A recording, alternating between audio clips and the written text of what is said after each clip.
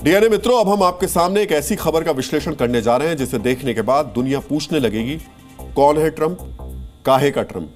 अगर super power America के राष्ट्रपति को लेकर ऐसी बातें कही जा रही हैं तो फिर क्यों कही जा रही हैं, ये समझने के लिए आपको अमेरिका के पुराने और नए मित्र यानी इजराइल और सीरिया से जुड़ी एक बड़ी खबर बहुत गौर से देखनी चाहिए।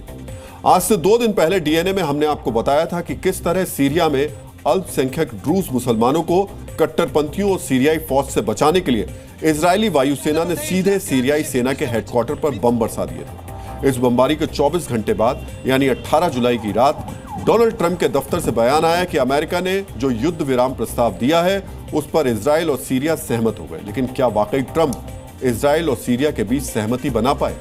इस सवाल का जवाब आपको सीरिया के सीमावर्ती प्रांत स्वेदा में हो रही हलचल से पता चल जाएगा।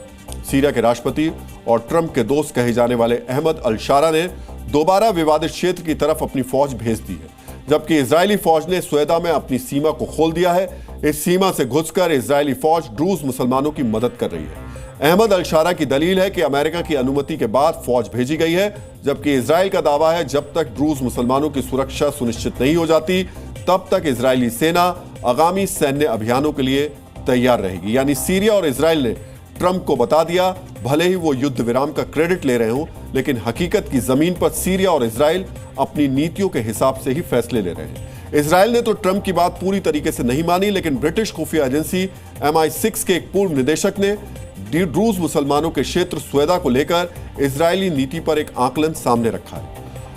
आखिर सीरिया में इजराइल करना क्या चाहता है, यह समझने के लिए आपको यह आकलन बेहद गौर से समझना चाहिए। सीरिया में दमिश्क, अलेप्पो, होम्स और हामा जैसे बड़े शहरी इलाके हैं। अहमद अल-शारा के आतंकियों का यहां पर कब्जा है। सीरिया के उत्तर पूर्व में कुर्द विद्रोहियों का दबदबा है। सीरिया के समंदर किनारे बसे इलाकों पर असद समर्थक एलेवाइट्स का प्रभाव है। इजराइल चाहता है कि सीरिया के पश्चिमी हिस्सों पर ड्रूज मुसलमानों की मिलिशिया का कब्जा हो जाए, ताकि सीरिया के एक हिस्से में इजराइल का भी प्रभाव लंबे वक्त तक बना रहे। सीरिया में इजराइल समर्थित गुटों की वजह से नेतन्याहू को 2 फायदे होंगे। पहला फायदा यह कि वो अहमद अल-शारा के इजराइल विरोधी आतंकवादियों को सीमा से दूर रख पाएंगे, और दूसरा फायदा यह कि दोबारा हिजबुल्लाह जैसे गुट सीरिया में इजराइल विरोधी साजिशों को अंजाम नहीं दे पाएंगे। लेकिन नेतन्याहू के इस दांव ने ट्रंप की अरब नीति को चारों खाने चित कर दिया है। हम ऐसा क्यों कह रहे हैं, ये समझने के लिए आपको ट्रंप की योजना और ट्रंप के फैसलों को गौर से देखना और समझना चाहिए। असद सरकार के तख्ता पलट के बाद सीरिया में रूस का दखल खत्म हो गया था। ट्रंप चाहते थे कि रूस की जगह अमेरिका सीरिया में प्रभाव बढ़ाए। असद के तख्ता पलट से सीरिया में ईरान के लिए समर्थन खत्म हो गया था। ट्रंप का प्लान था वो अहमद अल-शारा के आतंकवादियों का इस्तेमाल कर मिडिल ईस्ट में ईरान के प्रॉक्सी गुटों को नुकसान पहुंचाए।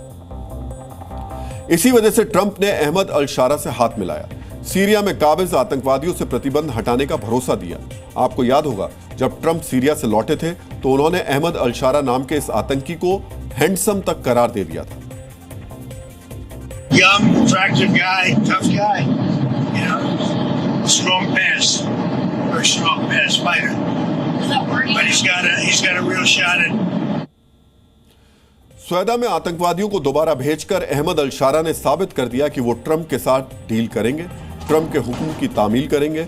दूसरी तरफ स्वेदा में इजरायली फौज की कार्रवाई और कथित युद्ध विराम के साथ शर्तें जोड़ना यह बता गया कि कम से कम सीरिया के मुद्दे पर इजराइल उस नीति का पालन नहीं करेगा जो ट्रंप चाहते हैं। इन हालातों की वजह से ही आज ट्रंप की कथित पावर और रुतबे की किरकिरी हो रही है, और इसी वजह से कहा जा रहा है कौन है ये ट्रंप और काहे का ट्रंप। वो युद्ध विराम जिस पर ट्रंप गुरूर कर रहे थे, इन सवालों के बीच में अब थोड़ा सा धूमिल होता नजर आ रहा है।